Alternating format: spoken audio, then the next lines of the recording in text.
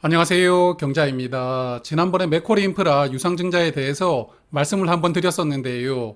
저번 달 27일 기준으로 유상증자 신주 배정 기준일도 지나갔고요. 이제 배당락도 지나갔습니다. 그래서 지금 맥쿼리 인프라를 보유하시는 분들은 아마도 유상증자를 받으려고 보유하신다고 볼 수가 있는데요. 이제 유상증자 어떤 프로세스로 진행되는지 디테일하게 알아보겠습니다. 자, 먼저 1차 발행가액은 12,550원으로 정해졌습니다. 오늘 맥쿼리 인프라 주가와 1차 발행가액 차이가 거의 없기 때문에 나중에 유상증자 최종 가격이 다시 조정될 가능성이 있는데요. 이 부분은 잠시 후에 자세하게 말씀을 드리겠습니다. 자, 그리고 이제 남아있는 유상증자 프로세스는 화면 보시는 것처럼 5단계가 남아있는데요. 각 단계별로 뭘 하면 되는지 하나씩 구체적으로 보겠습니다. 앞서 말씀을 드렸지만 6월 27일 기준으로 맥쿼리 인프라를 보유하셨던 분들은 신주 인수권이라는 것을 받게 됩니다. 신주 인수권은 유상증자를 청약할 수 있는 권리를 의미하는데요. 신주 인수권 한 주당 유상증자를 한 주씩 청약할 수가 있습니다. 그리고 이번 종목은 내가 보유한 신주 인수권 수량의 최대 2배까지 초과 청약할 수 있는데요. 이 부분도 잠시 후에 조금 더 자세하게 보겠습니다. 자, 이번에 맥쿼리 인프라 신주인수권 배정 비율은 0.07주 정도 되었는데요. 신주인수권은 소수점이 절사가 되기 때문에 맥쿼리 인프라를 14주 이상 보유하신 분들부터 신주인수권을 한 주 이상 받을 수가 있습니다. 14주 단위로 한 주씩 받는다고 보시면 되고요. 예를 들어 맥쿼리 인프라를 100주를 보유했다면 신주인수권은 7주 배정이 된다고 이해하시면 되겠습니다. 자, 그래서 이렇게 받은 신주인수권은 7월 18일 화요일부터 7월 24일 월요일까지 5영업일간 매매를 할 수 있는데요.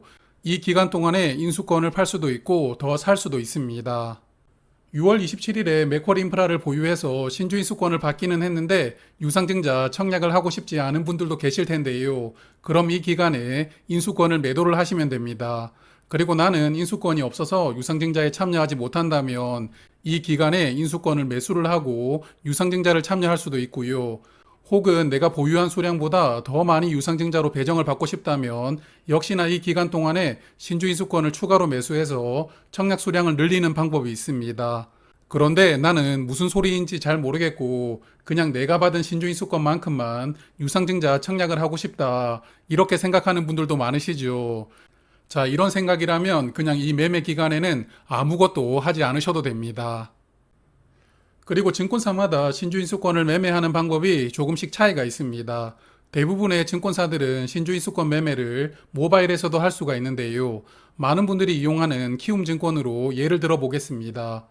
주식 주문 메뉴에 들어가면 상단에 돋보기가 있는데요. 여기를 눌러줍니다. 그럼 화면 중간처럼 메뉴가 나오는데 그 메뉴를 이렇게 오른쪽으로 드래그를 하면 신주인수권이 나오거든요. 그래서 신주인수권을 누르고 맥쿼리 인프라 이렇게 검색을 하시면 신주인수권이 검색이 되는데요. 아직은 매매 기간이 아니기 때문에 검색이 되지는 않고 7월 18일에 검색을 해보시면 신주인수권이 찾아질 겁니다. 신주인수권 매매도 일반 주식 매매와 동일한데 주식시장이 오픈된 시간에 매수와 매도를 할 수가 있습니다. 그리고 IRP 계좌에서는 신주인수권을 매수를 할 수는 없고요. 매도만 가능하다고 합니다. 제가 미래에셋증권에 물어본 건데 혹시 매수가 가능한 증권사도 있는지는 모르겠습니다. 그리고 미래에셋증권에서 IRP 계좌를 보유하신 분들은 모바일에서 신주인수권을 매도를 할 수가 있습니다. 여기 메뉴 상단에 투자하기 버튼을 누르시고요. 가운데 연금을 누르시면 메뉴 중에 ETF 리츠 매매가 있습니다. 여기를 클릭하시면 이런 화면으로 넘어가는데 여기에 매도 버튼을 누르시면 가운데 잔고로 검은색 버튼이 있습니다. 내 계좌 잔고를 볼 수가 있는데요. 신주인수권을 받는 분들은 여기 잔고에 들어와 있을 테니까요. 이렇게 매도를 하시면 되겠습니다. 그리고 미래에셋증권처럼 모바일에서 신주인수권 매도가 가능한 증권사도 있는데요. IRP 계좌는 안 되는 증권사도 있을 수 있습니다. 그래서 모바일에서 하지 못한다면 고객센터로 전화를 하셔서 신주인수권을 매도를 해달라고 말씀하시는 방법이 있습니다. 하지만 굉장히 번거롭습니다. 자, 그리고 7월 28일에 최종 유상증자 가격이 확정됩니다. 발행가액이 확정되는 것인데요.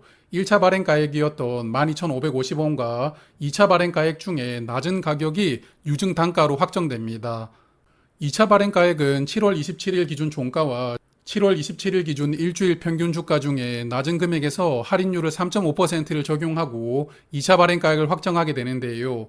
한국말이지만 이해하기가 상당히 어렵죠. 자, 그래서 조금 단순하게 설명을 드리겠습니다. 맥쿼리 인프라의 1차 발행가액 12,550원은 기준 가격이었던 13,030원에 할인율을 3.5%를 적용해서 계산이 된 가격입니다.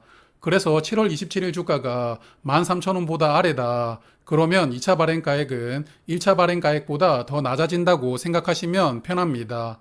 예를 들어서 오늘 주가가 12,520원이었는데 이 정도 주가가 7월 말까지 이어진다면 2차 발행가액은 12,000원 초반에서 결정된다고 볼 수 있겠습니다.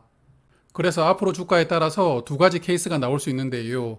먼저 맥쿼리 인프라가 현재 주가가 계속 이어진다면 2차 발행가액은 앞서 말씀드렸다시피 12,000원 초반까지 낮아질 텐데요. 이 경우에는 최종 유상증자 가격으로 2차 발행 가격이 확정이 됩니다. 반면에 맥쿼리 인프라 주가가 향후에는 더 올라가서 13,300원까지 올라갔다고 가정을 해보면 그럼 2차 발행가액은 12,800원 정도로 정해질 수가 있는데요. 이 경우에는 2차 발행가액이 1차보다 가격이 더 높죠. 그래서 최종 가격은 1차 발행가액이었던 12,550원으로 결정이 되는 겁니다. 그래서 7월 한 달 주가에 따라서 유상증자 가격이 12,550원으로 결정이 될 수도 있고 아니면 이 가격보다 더 낮아질 수도 있다. 이렇게 생각하시면 되겠습니다.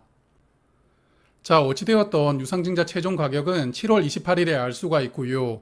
유상증자 가격이 확정되면 클라이막스인 구주주 청약을 합니다. 8월 1일과 2일 이틀간 신주 인수권을 보유한 증권사에서 청약을 하시면 되고요. 유상증자 청약은 모바일에서 간편하게 하실 수가 있는데요.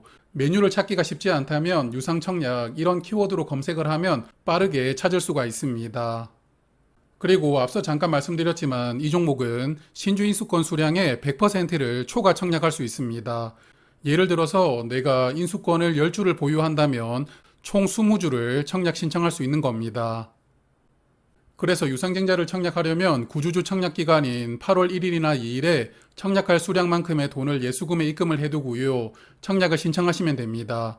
보통 청약 가능 시간은 주식 거래하는 시간인데요. 가급적이면 오전에 하는 게 좋습니다. 오후에 갑자기 급한 볼일이 생길 수도 있습니다. 자, 그럼 예로 다시 설명을 드려보면요. 제가 신주인수권을 10주를 보유하고 있고 유상증자 가격이 12,500원이라고 가정을 하면 100%를 초과 청약할 수 있으니까 총 20주를 청약할 수가 있는 것이고요. 예수금에다가 25만 원을 입금하시고 20주를 청약 신청하시면 됩니다. 내가 보유하고 있는 신주인수권 수량만큼은 청약하신다면 무조건 배정이 되고요. 초과해서 신청한 수량은 청약이 미달될 경우에만 배정됩니다. 그래서 초과 신청한 수량이 배정이 될 수도 있고 되지 않을 수도 있는데요.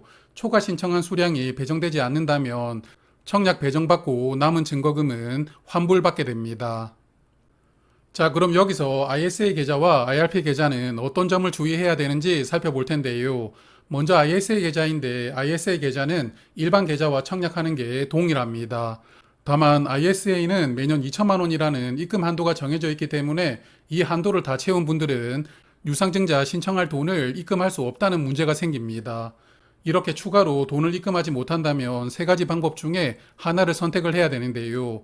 가장 쉬운 방법은 ISA 계좌에서 보유를 하고 있는 주식을 일부 매도를 하고 청약할 돈을 만드는 것입니다. 다만 청약은 증거금이 예수금에 돈이 들어와야 되거든요. 그래서 주식을 매도하고 그 돈으로 청약을 하려면 구주주 청약 3일 전에는 매도를 마무리하셔야 된다는 것을 주의를 하셔야 되고요. 두 번째는 신주인수권을 일반 주식 계좌로 출고할 수가 있는데요. 쉽게 말씀드리면 신주인수권을 나의 일반 계좌로 옮기는 것인데 이렇게 하면 일반 계좌에 돈을 넣고 청약할 수는 있습니다. 다만 여기서 받는 주식은 ISA 계좌로 받는 게 아니고요. 일반 계좌에서 보유를 하게 됩니다. 그래서 굳이 추천드리고 싶지는 않고요. 마지막 방법은 그냥 유상증자 청약을 포기하는 것인데요. 이 경우에는 신주인수권을 매매 기간에 내가 받은 인수권을 매도하셔야 손해가 없습니다.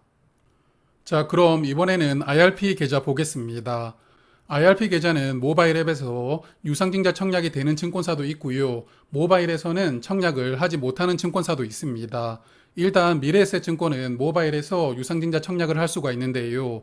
여기 화면 보시면 연금 메뉴 누르시고 아래 소 메뉴 중에 퇴직연금 유상 청약이 있습니다. 이 메뉴를 누르고 유상증자 청약을 신청하시면 되고요.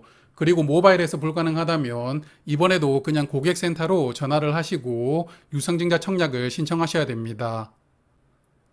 그리고 IRP 계좌는 두 가지 주의사항이 있습니다. 먼저 신주인 수권 수량보다 더 많은 수량을 초과해서 청약할 수는 없습니다. 이 종목은 2배까지 초과 청약이 된다고 말씀을 드렸지만 IRP 계좌에서는 내가 보유한 수량만큼만 청약을 신청할 수 있습니다. 그래서 청약 신청할 돈을 신주인 수권 보유 수량만큼만 계산해서 입금을 하시면 되고요. 그리고 IRP 계좌에서는 투자 위험 자산을 70% 이상은 투자할 수가 없죠. 그래서 맥쿼리 인프라를 청약해서 배정받는다고 가정을 했을 때 투자 위험 자산이 70%가 넘어간다면 청약 참여하지 못하게 됩니다. 그래서 IRP 계좌는 청약하기 전에 안전자산이 30% 이상 되는지를 먼저 확인을 해야 되고요. 안전자산이 30% 이하라면 안전자산 쪽으로 조금 더 투자금을 늘리던지 아니면 투자 위험 자산을 일부 매도하셔야 됩니다. 그리고 신주인 수권 수량만큼 돈을 추가로 입금하시고 청약하셔도 되고요. 아니면 보유하던 주식을 일부 매도하고 그 돈으로도 청약을 할 수 있습니다. 이 경우에도 청약하기 3일 전에는 꼭 매도를 완료하셔야 됩니다. 자, 그리고 구주주 청약이 끝나고 나면 다음날 청약 결과를 공시를 합니다. 유상증자 발행 수량보다 청약 신청 수량이 초과가 되면 이대로 유상증자 청약은 종료됩니다. 하지만 청약 수량이 적어서 미달이 나온다면 일반 공모를 진행하게 되는데요. 일반 공모는 일반 투자자들을 대상으로 미달 수량에 대해서 추가 청약을 받는 것입니다. 그래서 일반 공모는 8월 4일과 7일 이틀 동안 화면 보시는 증권사에서만 청약을 신청할 수가 있는데요. 이 종목은 2배까지 초과 청약을 할 수 있기 때문에 웬만하면 구주주 청약에서 미달이 나오지 않을 것 같습니다. 그래서 혹시 청약 미달되어서 일반 공모까지 진행하게 된다면 그때는 제가 한 번 더 말씀을 드리도록 하겠습니다. 자, 이제 마지막 단계입니다. 유상증자 신주가 상장을 하고 나의 계좌로 들어오는 것인데요. 8월 21일에 나의 주식 계좌로 입고가 되니까 이날부터는 자유롭게 매매를 할 수가 있습니다. 그리고 보니까 신주를 받고 일주일 정도 뒤에는 상반기 배당금도 받을 수가 있겠습니다. 자, 그래서 이렇게 남아있는 유상증자 프로세스를 최대한 자세히 설명드린다고 했는데 이해하기가 쉬우셨는지는 모르겠습니다. 이번 유상증자 참여하시는 분들은 좋은 결과 있으시길 바라고요. 저는 다음에 또 좋은 내용으로 찾아뵙겠습니다. 고맙습니다.